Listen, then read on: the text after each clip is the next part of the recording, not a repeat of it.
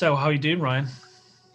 Not bad. Just writing, trying to, get this feature ready to show some people for feedback and working. How about you? A little bit of the same. I've got a little project on the short film. It's kind of it's gone from being a promo for a tour company to a horror slash sci-fi. So, it's gone kind of a bit sideways. But it's all kind of costume based, that kind of thing, and I don't have to pay anything for the costumes or hire of vehicles because the company I'm doing the work for and making this promo for, they're super enthusiastic about the idea, and they're thinking, yeah, we can give you two soldiers on on two different horses. I'm like, okay, that wasn't even in the original script idea. So uh, it's been on the back burner for 2 years. So now I'm kind of trying to get it going again. Nice. You're directing? Yeah, and I was originally going to shoot it because I really wanted to shoot it, but I've got a friend of mine who works in TV. He's a really good DP, DOP. So I've asked him, and he said yes. And everyone's doing it as a favor. So it's hopefully just a single day or 2 day shoot.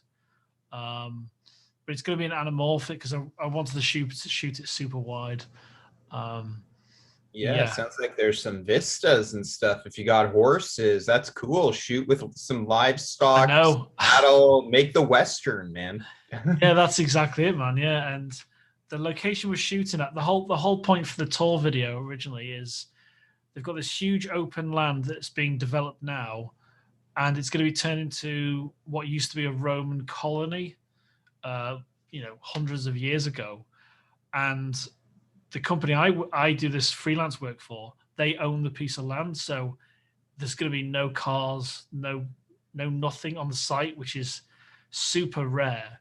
Yeah. Um, Especially when you don't have to pay anything for it, which is incredible. So I've just got to take the opportunity. Yeah, that sounds sweet. Like So that's a big canvas. what's your feature about? Um, Without giving too much I away. don't even know how to explain it. How self-awareness is a horrendous journey. It's a horror movie without the horror. And you can either run away from your demons and they'll end up catching up to you, or you can dance with them and recognize them. And that's your way of dealing with it. And, two people that were broken up for a year coming back together, not really romantically, but sort of because they're lost in quarantine and have issues that they need to resolve, even though it's impossible to resolve them with one another. I don't know. I don't have the log line yet. Yeah, But it's like if Eric Romer or John Cassavetes or Duplass brothers made a horror movie, but there's no actual monster or horror except themselves. that Uh, sounds great. I was talking to you may have seen the post I put out about an interview we're putting out on Saturday, and we were talking about Cassavetes. He's a huge oh, nice. Christopher Tenzes. He's a huge fan of Cassavetes as well. So that's two Oh, I gotta interviews in a row listen where we're to talking about him. Yeah, yeah. that. He was a beast of an actor, filmmaker, brilliant, absolutely brilliant. That sounds great. That sounds really fascinating. I think you know if you can try and embrace what scares you, what your horrors are in life, it can be quite an awakening. So it sounds really great.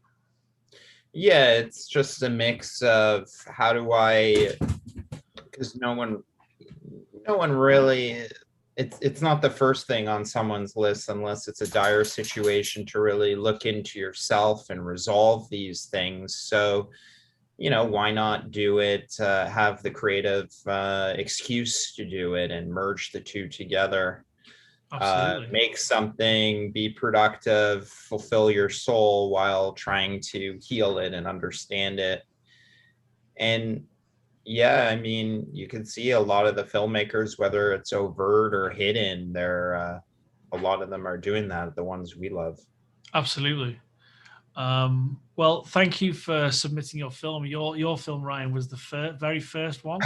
And when you're running a small but yet popular within the community festival, it's always like, oh, when are we going to get any submissions? You know, last year we didn't think we'd get any because it was the first time we had ever started it, and it was originally just 2 people, and now it's a team of 4 or 5 that kind of dip in and out when they have time to do parts of it. Like I've got a chap that puts together the main live event on when we do that, or when it comes up to that. But yeah, we got, I think it was 115 submissions last year, and we're kind of on course for something similar this year. But yeah, it was great to see yours. And the first tick in the list of things I liked about yours wasn't even the film; it was the camera you shot on, because that's what I'm using now. Oh, nice. So yeah, it was a, when you watch your film, New Not Normal, it was initially, you think it's just a comedy, and then it's got some real layers to it in terms of the psychological impact that, what's happened to everyone, what people go through. And I personally went through something really awful in December. I had COVID pneumonia. So when I came to see your film, I was like, yeah, I went through some of that. I had severe nightmares. Like everyone in the hospital I spoke to had severe nightmares before they actually found out they had it. So yeah, it was, I love the kind of balance with your film between the insanity and the true insanity and the comedy. So kind of, where did that kind of start, that particular film? Well, I'm glad to see that you're here and still alive. Yeah, it was an intensive care. Do you have any residual effects after the fact? Kind of, if I've got a long shoot day, because I do a lot of photography for a local company, I can feel the effects more so after having it. But, with exercise, eating right, I am getting better. So, yeah. It was insane. It was insane. I took photos whilst I was in the hospital as well. I just thought, right, I've got to turn this into a project. Everything's a project. So yeah, that was my route. Yeah, people are taking photos of themselves with getting vaccines. Yeah. What about the photos of yourself in the hospital, feeling the true effects of what this is, so some people can take it more seriously? Absolutely. So was this kind of a partially kind of a bit of escapism for yourself? Definitely. Yeah, you hit it on the nose. Yeah, well, first, thanks for accepting me into the festival. There's not a lot of festivals. I mean, it first started off with the Roger Corman Festival, which I didn't even know about after I already shot the first quarantine video. New Not Normal is the second one, the one accepted into the Isolation Film Festival. But it was just a couple of funny ideas I had in my head. So I shot the first one. My dog is biting my PPE. Hey, I just found this in my pocket of poo bag. Oh, okay. For a second I thought it was something else, but it's a poop bag. Yeah. I don't know, like some of my close friends and I have subversive, bizarre senses of humor. And so I was just shooting something to make them laugh. I would never want to be in front of the camera. I don't like talking or remembering lines, or even just something like this puts me on edge, just seeing myself in that. But it was just like a fun exercise in just playing in the sandbox myself and trying to not put so much pressure on all the creative endeavors, and just work more freeform and surrealistically, get back to my good old art school days. And just find a way for all these different hallucinatory images just to put them together into something.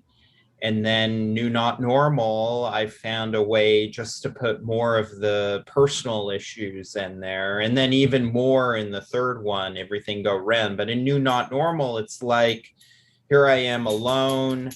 I was in this 5-year relationship that ended. And we had a dog, lost the dog. You see the dog in the movie. So it's like, thinking about all the decisions you made that then left you alone here now to sort of deal with your demons. So I was that's not, I mean, it's all coded in there. Like, I don't want to like sound pretentious or anything, but that's what was going on in my head. And then whatever tone in me comes out, like, it's left up to you to kind of respond to it. You can laugh at it, be appalled, or you can be like, oh, I kind of get that feeling. Also being very hard on yourself. There's little hints of that in there too. And just, waiting for some good news. I mean, Trump was still in office then. There's just a lot of tension. Absolutely. There's a few things in the film that I want to ask you about, and the main one is it's yourself, isn't it? The early footage from some of the projects, and it's almost like it was meant to be. I like, because I know you kind of worked on, okay, let's look at what I had before. So was and I really love the way you kind of approached that. It was really clever. It gave it a real kind of production value, as though it was pre-planned, as though all of that's pre-planned when you were much younger. It was all Richard Linklater kind of stuff. Yeah, I did it over 20 years. Yeah. Yeah, this was planned. I knew this was all going to happen. Yeah. But yeah, I think it's a cracking short film. And just out of curiosity, did you film it in blocks and then go back and think, oh, I need some additional material here? Or how did you kind of plan it out? Funny enough, I just added to a Word document and put them in a logical order, and coming up with all the gags, every visual, like that was all on paper. And I don't know how it came out of me and when, but it did, and it did quickly. But the shooting, and that you're shooting alone and that there's not a bunch of money on the line or people watching you, that's when you can get obsessive and do multiple takes. Like, as you noted, shot on the Pocket 4K. I had my small HD reference monitor that I just tilted around. Camila, don't eat that. Is it? I'm like, are you editing this podcast? No, this is staying in. This is staying in. Okay, what? Sorry. Don't worry. Don't worry. This is what I'm dealing with. This is a bunch of foam dripping out of the comforter. She's a puppy. Yeah. Oh, mine is as well. Mine's 15 weeks. Oh, wow. That's straight out of the womb. Yeah, pretty much. Yeah. But yeah, I did go back and reshoot things. I would sit and look at them, and then I'm like, oh, because I would think of an idea, a visual, something in the background, or a reaction that would make it funnier. So I labored over reshooting things a lot. But I think that helped the narrative of the short as well, in terms of that repetition and kind of the compulsive nature of almost like your brain's trying to create routine in lockdown. And I absolutely love that. And I'm just thinking, exactly. I just love the kind of excessive ass shots, but blurred out. I'm not an exhibitionist, and believe me, there's been a lot of shame surrounding showing this to my parents. And especially the third one. But with that, I don't even know. I don't, it's like almost the lowest common form of vulnerability is your body. Yeah. And as you could probably tell from this, bodily humor, scatological humor is funny to me. Oh, yeah. And so why not, like, I just strip the ego and not make it about vanity and stuff, but this is just how I live. Yeah. I loved it, especially the swinging on the chin-ups bar. onto the bed. I loved it. So that is a reference to a Jamaican style of dancing called daggering. So if you look up daggering on YouTube, go down the rabbit hole. It is hilarious. This because I mean I love dance hall, I love roots reggae, like I go pretty deep on that. Okay. But then I'd love to go to Jamaica, but someone told me about daggering, and you'll see the correlation there. And then also like I got this, once quarantine hits and the gyms close, you're like, what am I gonna do? Like, and then you get ripped off buying a bunch of dumbbells or whatever. So I bought this pull-up bar from China, and it's so janky. And I always wondered, when is this thing gonna just crap out on me and snap? So why not just play with that? I know that's in the third one, but in the second one, I use it as a sexual accessory kind of thing. With the for daggering, yeah. I thought, it's such great fun. And there's Nadia, you might have seen one of the promos, and Michael, someone else works for the team. And my partner Vicky, we've all seen it, and we all really enjoyed the film, and we laughed at different parts. It was really interesting to watch it with other people, see where they laugh, see what they think of it, and we all watched it multiple times because of the layers and the way you can kind of read into it, what this character's going through, and I love the almost Kubrick ape sequence when you're smacking the ground.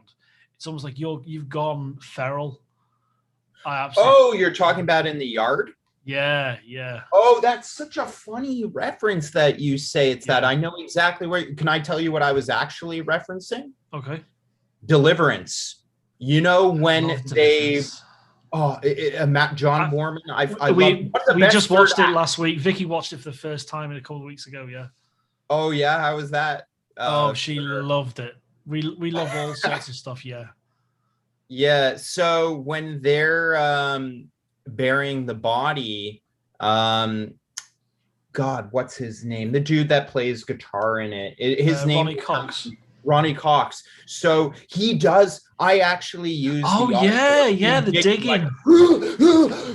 Like he doesn't, and that's an inside joke between my friends and I. Just like how bonkers he goes when he's digging and losing his mind, because he's like, we killed somebody. Just the line delivery, the action is. And the intense of close-ups in that film, especially that sequence, where he's really stressing out. It is such a wonderful film. It is so good, and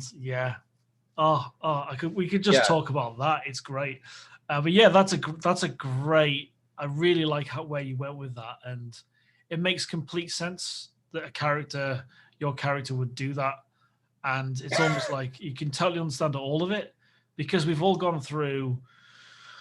processed things so differently. Like, there's people that lost their jobs, there's people that still got their jobs, there's people that profited, there's people that have gone the opposite way. And, it's driven people to do crazy things. And with everything in the US, especially politically, people are prone to go even more crazy, So, I think we all really enjoyed it, and we can't wait to show it to more people. Really. Yeah, thank you. So just a little question: was it originally intended to be 4:3, or was that kind of an Instagram thing? The original intention was Instagram, and also if it's just me, like I didn't want to fill a frame wider than that. There was enough you could do in that box, and since it was just me, I needed to keep it on sticks. It just felt like the right aspect ratio for this kind of thing. Not just the Instagram medium. I usually shoot in 240, but it wouldn't make any sense, would it? Yeah, and then also because I had to hide things in frames. For example, when we're on the airplane and Yeah. the flight attendant puts a knife to my neck, that's a knife taped onto a tripod, which, you know, I even have to throw some motion on there and get a little tighter on that 4:3 frame just to crop out some of that tape on the knife. So it Yeah. was mostly to hide things. But And I think it worked really well. I think that's it's almost like a subconscious decision to do that. And there are, you know, I was fascinated when I heard that the X Files was originally shot in 16:9 and it was meant to be 16:9, but they cropped it for TV because there wasn't widescreen televisions everywhere. And I thought, oh, okay, I've got to seek that out. Then I saw the widescreen editions of the show, and it's incredible in terms of the transfer, the image. And then you've got shows like Buffy that shot 16:9 on film, but actually had crew and had light stands and everything on the sides. So they cropped it to hide things as well. So they did the same process as yourself, but it gives it more of a claustrophobic feel, I find, when you do something like that. So yeah, I think it kind of works to your advantage. yeah, and That plane especially in sequence. Yeah. that case, sorry. No, go ahead. Go ahead. Yeah, and also at that time, I just had a 17 mm micro four thirds lens, so that's going to make it even tighter, even though that's considered wide for micro four thirds. Yeah. In the third one, I you know, then I use a 50. Yeah, it's and it just to go on onto the camera, it's gives you such a great image, that camera. That's the reason I purchased it, because from the last few years I've been using the Pocket 4K, and I wouldn't kind of switch to anything else because it gives this kind of thickness to the image, more Oh of a yeah, cinematic feel. I agree. Like, you work with DSLR, it's thin, it's like It's muddy, isn't it? yeah, but then you're working with paint or, you know, thick crayon or something with the black magic. Yeah, absolutely. Yeah. But yeah, it was there's a lot in your film, and it's a really short film, but there's so much to it, so much production. And like the sequence that you talk about, the plane sequence, which is creatively, it's so much fun to watch and to kind of repeat watching. So how long did it kind of take you to plan these things out? More of the planning was just getting props. And I mean, for the third one, I had to have fabrication done for dummy heads and that. But for the second one, I didn't have to really, I was using more of what I had.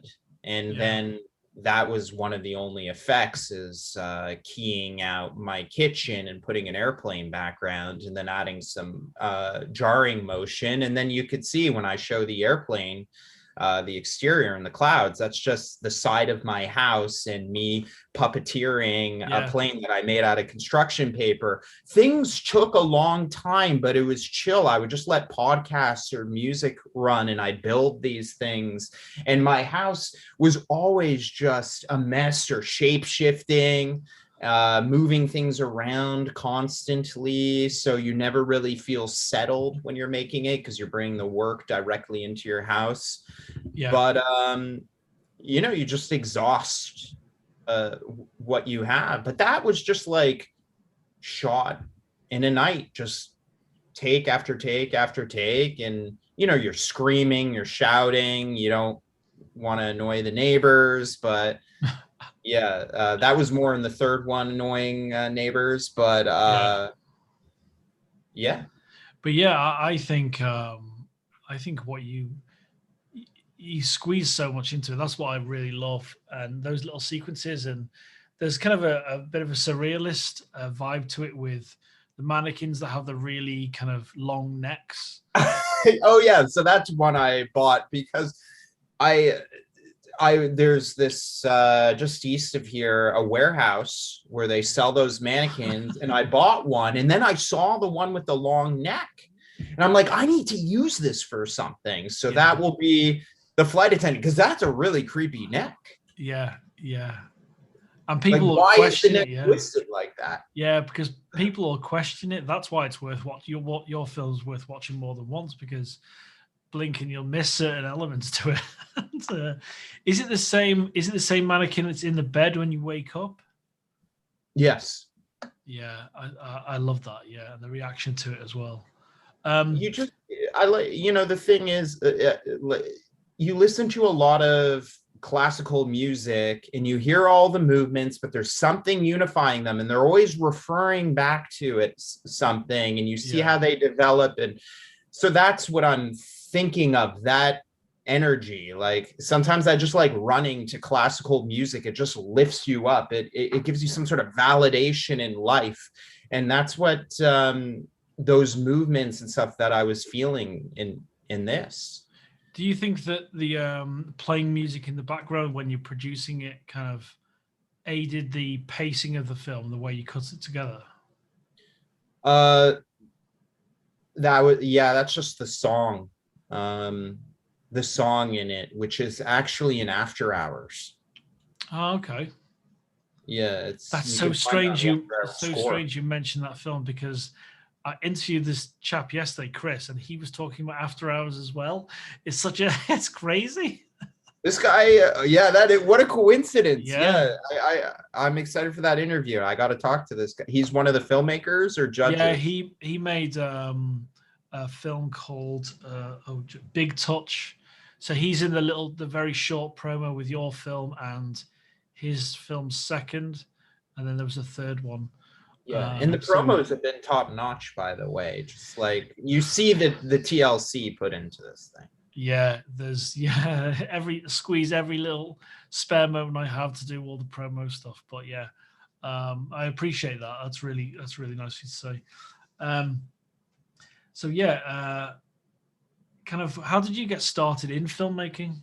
Was it with friends, or was it more of a kind of film school thing? How did you kind of get started? Yeah, I not to sound like cheesy or like many other people have this story, but like you could go back to my schoolwork when I was super, super young, like grade 1, grade 2, and you could see movie reviews written or posters and drawings or storyboards. And what I would do is I would take my toys, hit start on my Timex watch, and make a movie, hit stop, 2 hours have passed, then I would write down what that movie was. I would just rip out of magazines, movie posters that movies I haven't even seen, and so freaking random, some of them, and they'd be on my wall. And then I was too young, I think, to see like Clockwork Orange and The Shining. I might have been like 9 or 10, because my dad had the Wendy Carlo score in his car on audio cassette tape. And that poster, the drawing with the eyeball on the sleeve and the knife and that creepy music, I'm like, I need to see this movie. And that was the movie I wanted to rent when I got the chicken pox, that and Kids, because there were skateboarders on the cover. And that's when I learned about HIV.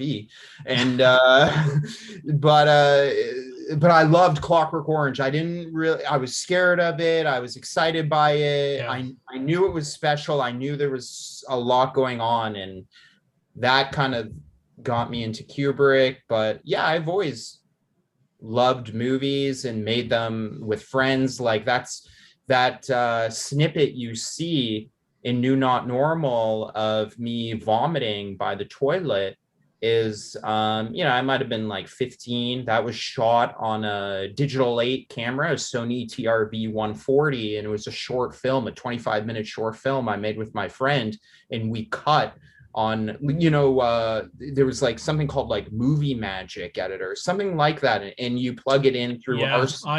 I know it, yeah. And we cut it on that, and eventually I got Premiere, and then Final Cut 7, then back to Premiere. But that short film, actually, because I was really into Twilight Zone, was like a Twilight Zone episode where this computer is showing me these images, but we don't see them. We just see the effects of them, and we can tell like I'm a recluse and my friend is delivering me groceries. It's always so funny when you're a kid shooting film and you're pretending to be adults. Like yeah, sometimes you even see it, like, you know, if you're 20 and films like that, like 20-year-olds trying to be adults. Like it all depends. Like it all depends on the actor and their demeanor and like the vibe they give out that really show that life experience. And maybe you have it, but you may not have it in your look for people to project onto you. But so was making this movie. They show the computer is showing me these pictures. We just like shined a light on my face, and I'd be like, ah! And it was of this woman that was dead in my closet. And I was just not owning up to the fact that I killed her. And one time I'm shown an image and I run to the bathroom and puke. And then, yeah, so just used that, tried to mirror it today. I couldn't get the angle correct because how my toilet is and my bathroom is. yeah. I couldn't go head on like that, and I beat myself up about it. I was about to rip my toilet out of the floor Yeah. to make it happen, but I'm like, sometimes you just got to be like, it's not worth it. Yeah. That's so true. But yeah, it's like I won some filmmaking award in high school because I was always active. I had a film club, and then I went to art school, and probably could have been more collaborative there. It was the art school is more like solo, but that why I went is because they were still shooting on 16 and cutting on like chems and Steenbecks. So I equate my editing style, whatever it is, to just, you know, chopping, dicing, kind of harder, sharper, slicier, more kinetic, frenetic. That's what I think I got from cutting on film. Yeah, and I want to cut it, put on. Totally see that. Yeah, totally see that. And it's really great to kind of work on that kind of technology back in the day. It gives you an appreciation for making decisions or harder decisions and making quicker decisions and approaching it completely differently to how people are now. So that's why it's interesting to see someone like Walter Murch, you know, the sound designer, and to see him go from that to Premiere, to go to Final Cut, I think it was, for Cold Mountain. It's really interesting to read his approach. And putting the little paper cutouts at the bottom right of the screen. And that's how big the screen's going to be. It's like, oh, that's so clever. And I've learned, just like, was it The Eye of the Needle? Something like that, one of his books. And I learned so much. In the blink of an eye. In the blink of an eye, sorry, yeah. And I learned so much from just reading those, and just appreciating and loving film for what it is. So when I saw like a film like Whiplash, I thought Whiplash was a tremendous movie when it came out a few years ago. And it wasn't just, you can see the editing. It's just the total appreciation for the reasoning behind it. So, and then you just walk away going, yeah, that's how I started. You know, I started editing short films years ago, when I was a rabbi. I couldn't be the worst rabbi in the world. Mediberet Ivrit? Yeah, no. I made it was a really awful film years ago, a short film, and I played a rabbi assassin, like a and then, you know, if you look at Lucky Number 11, I feel as though someone stole my idea for Ben Kingsley, because he was a rabbi assassin in that. So yeah. But it's I can totally see your approach and how developed it is, and it's really nice to see. Just out of curiosity, in your film club, what did you kind of show? How did that work at school? I'll send you some of the posters I made, because you cannot. I don't know how I got away with some of that. Not suitable for work, kind of thing. But what did I show? Like Midnight Cowboy, Clockwork, Pee-wee's Big Adventure. I don't know, just like random things I was into.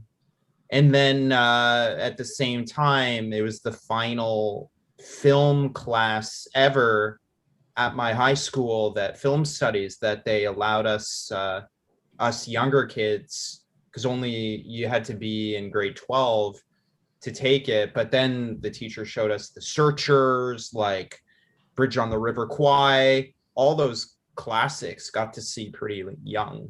Yeah, it's so good to be exposed to those early on, because you learn so much. I remember years ago, I can't remember, because I'm a huge 80s fan. I love the 80s in many ways, music and film, and especially horror. And we were watching a load of films at a friend's house, and we were all, we all had quite a few drinks. And my friend's dad had a copy of The Maltese Falcon on VHS. I thought, let's just try that. Let's watch that. As soon as I watched that, it had this kind of connection with me. And then I thought, right, I love this so much. Why do I love this so much? And then I started to kind of have a greater appreciation for film. But I still love crazy. I still love all sorts of ridiculous films and TV. But I really love well-constructed pieces of art as well. Like I've got a mixture of. Let me show you this. Okay. I'll probably cut this bit out. But I've got. Here. Where is it? Is it there? So, don't know if you can recognize any of this art. Yeah. From Carpenter's films. So I'm a huge. That's cool. I got yeah. to sign it as well. But that's sweet.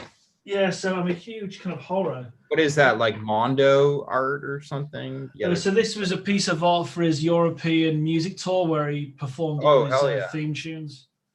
So yeah, I really like a mixture of everything, and I think that's the best way to be. I honestly do. I'm open to watching anything, as long as I'm entertained in one way or another. I can watch something that's really slow, but I can watch something that's really, kinetic and crazy as well. Yeah, sometimes it's like I'm hard on myself. Oh, I should be writing or editing at night. And then I'm like, oh, okay, so if I'm going to watch a movie, I need to learn. I need to watch something from a master. So you turn on Criterion or something. But yeah, I like to let go and have fun too. Yeah, absolutely. I love Criterion. They're just, I remember when their DVDs were first coming out. Oh yeah, I collected those. Yeah, I've got so many. I've got pretty much all the Kurosawa releases they put out. Oh yeah. And the fact that they had better prints, I'm like, yeah, take my money. That if you're restoring those films and you're curating and looking after those, I'm more than happy to pay for those.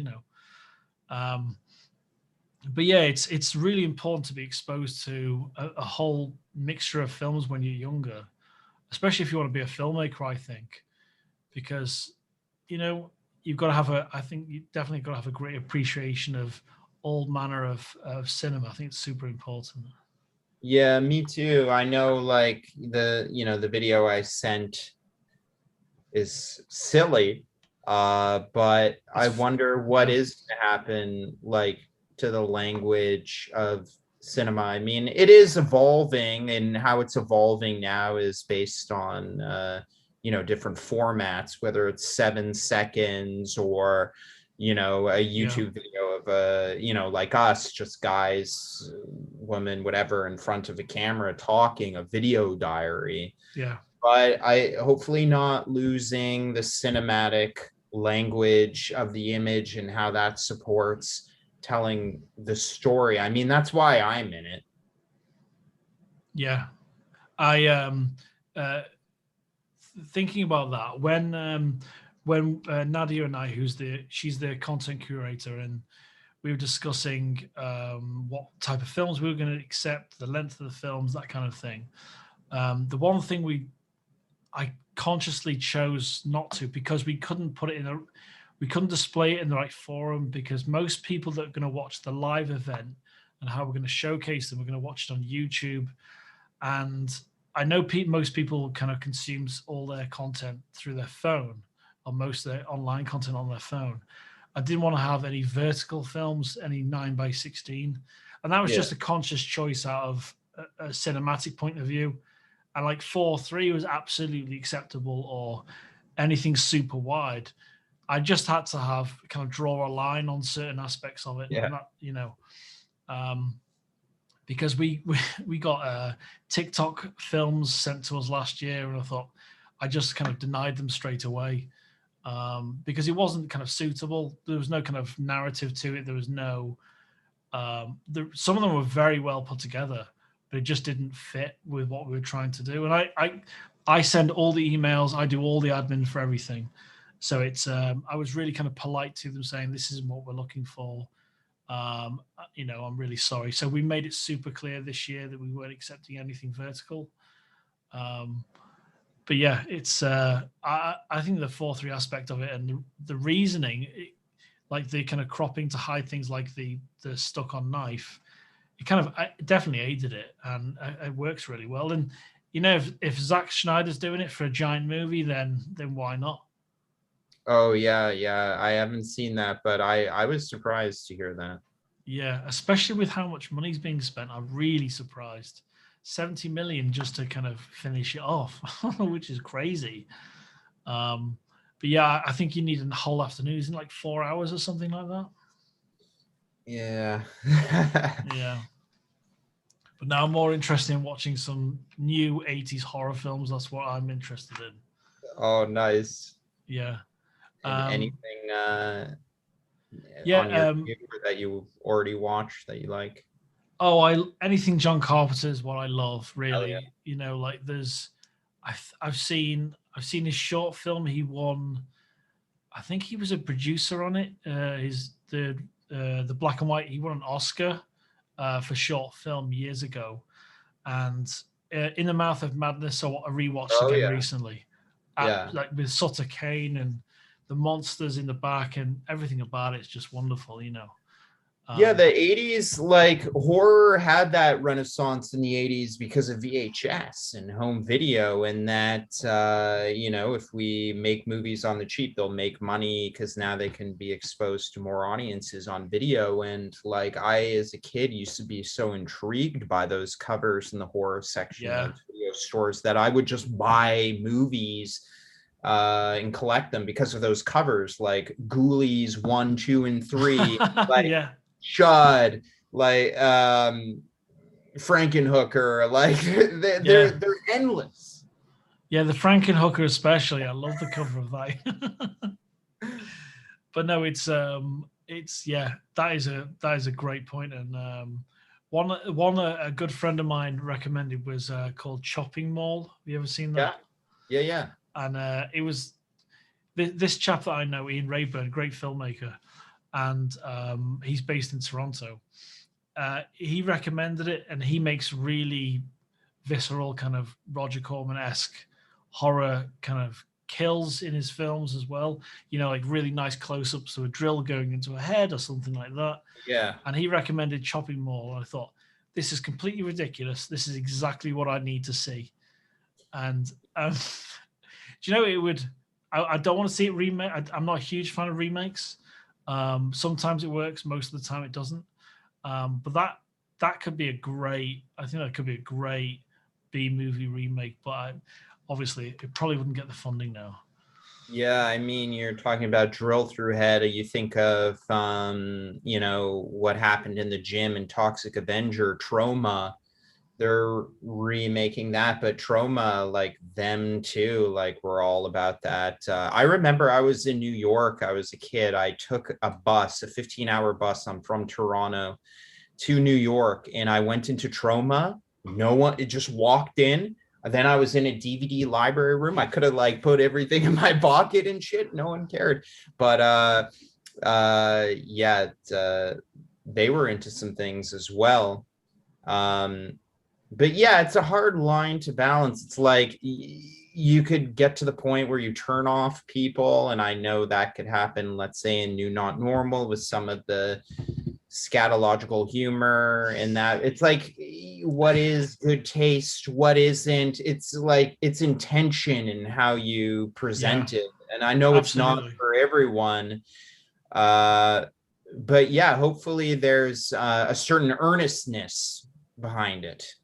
Yeah, I totally. Yeah, that's how I saw. I laughed initially. I thought it was really funny, and then it was there was a lot of layers to it and the kind of insanity of things and almost like waking up from that. I thought it was excellent, Ryan. I thought it was great, mate. Oh, thanks. So yeah, I think we'll leave it there.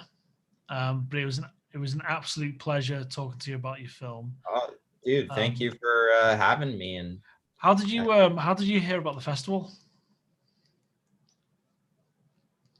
oh, I saw Kiko post it, and I was already a fan of her work and following her, and I'm like, oh, I could submit my short into this festival. Yeah. And then I looked at it, and I'm like, man, like the presentation, the branding, the effort, the like I said, you guys care. It doesn't look like, it's just half-assed or anything. Yeah. Like, because you got to be skeptical where you're gonna put your baby. You have to. Absolutely.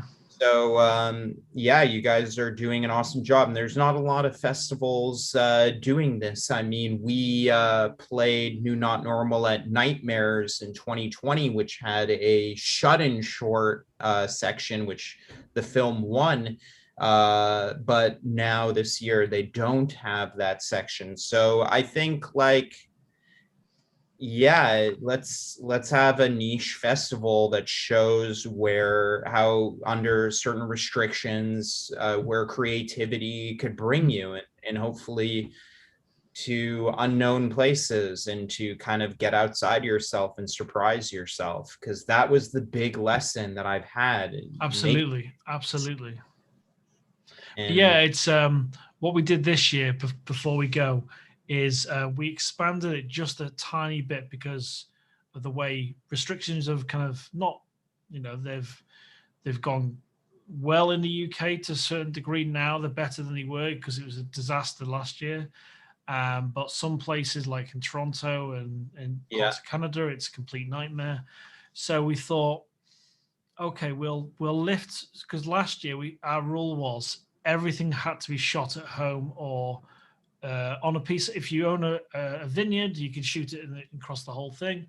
That was the rule last year, and that worked really well. So we kind of opened it up a little bit and said anything within your kind of governmental rules, you're more than welcome to shoot that. And we had I'm not sure if you saw the poster on the Instagram stories, but we had a Japanese animation come in. Yeah. And I thought, okay, let's see if we can accept it first. It's great. It's actually on their channel. And when do they start to make it and when do they finish it? Because that was an important aspect. And there's always a judgment call. If you made it 10 years ago, obviously we're not going to accept it and it wouldn't make any sense to.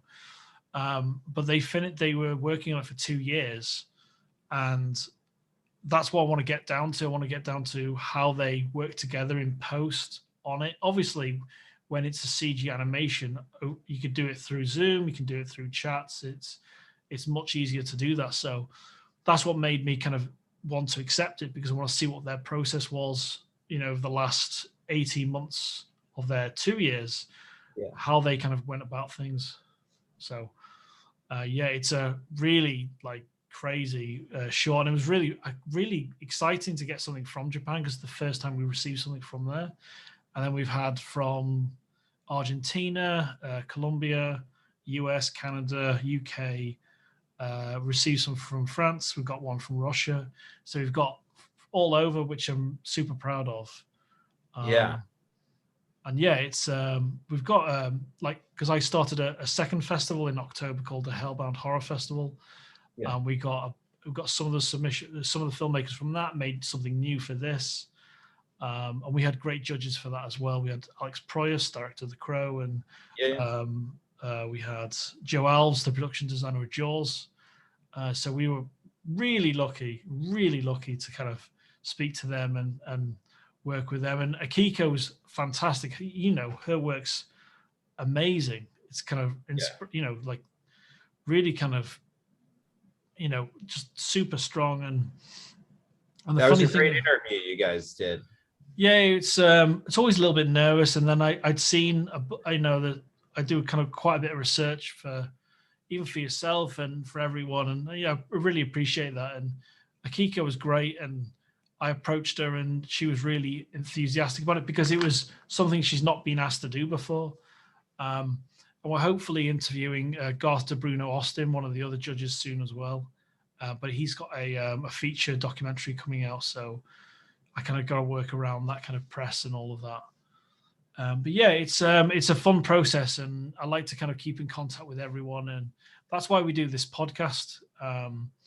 It's to kind of go alongside things because we had a really good crop of interviews last year. We had 37 episodes, and because of how long that lasted and went into the end of last year, we thought we'll do a smaller group of 15 interviews. This is the second one, and then have a tighter group so I can release them over the time of the festival.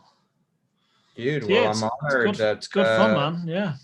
You asked to speak for me. Oh, you mentioned Alex Proyas. I was interning at Escape Artist in 2007 when they produced it, and he came into the office with Nicolas Cage, and they're like, and one of the producers, I heard, man, Nicolas Cage has the weirdest shit in his house. But it was crazy. Just like I just moved to Los Angeles and seeing them go into the office and like seeing that movie come to life and all the generations of that script, reading it. He was my side. I'll tell you the little, because we did an interview and I contacted him through his virtual production team, and I thought, right, let's try and get some really nice judges, and I got exceptionally lucky. And then I managed to interview him like I did with Akiko, so similar kind of process. And he sent me, so we worked out how he was going to watch the films, and we whittled it down so he could see a group of films and all of that. And he picked best film, and the film he picked, Nom from Spain, was an amazing horror film. I won't tell you what it's about unless you should see it. It's really great. But he sent me an email a few weeks before I put some of the live elements together, and he said, oh, here's my script for the video that you need, because I asked the judges to send me a video to be part of the live event. And if you need anything else, or you need if the script's not good enough, let me know. And because it's a head pickle for someone that's a huge fan of The Crow and Dark City, especially Dark City. Yeah. For him to send me a script that he's written for an event that I did, it was like a mindfuck, really, Oh, hell yeah. So yeah, it was the same thing with Joe Alves. He was so nice to speak to, talking about working with Hitchcock and Carpenter and Spielberg. It was kind of a real treat for me. I nerd out on all those things. Yeah. I live for those stories. Yeah, it was a very out-of-body experience, talking about the pre-production of Jaws, going around with a Leica camera, shooting Martha's Vineyard, and it was a real treat. Where's the shark? Yeah, absolutely. But yeah, thanks again, Ryan. This has been a great fun, and you're a top dude, and I can't wait to show the rest of the team and showcase it. Yeah, I appreciate your support, man, and best of luck. Happy festival, and excited to see the selections and be there on the day when you screen it. Absolutely. So I'll tell you one last thing before we go. The 20th, you may have seen already, 26th and 27th is the live of June. 26th, we're showcasing, I would touch wood, all of the officially selected films on the Saturday. And then Sunday, we're kind of got a smaller group of films. That's our live event. We might try and do both live, but Saturday thing might be a really big thing. So it depends. And then the Sunday is when we have our little awards thing online. So yeah, I really appreciate you coming on board and being part of the Filmmakers podcast. Oh, of course. Thanks, man. Thanks for coming in costume and the great background as well.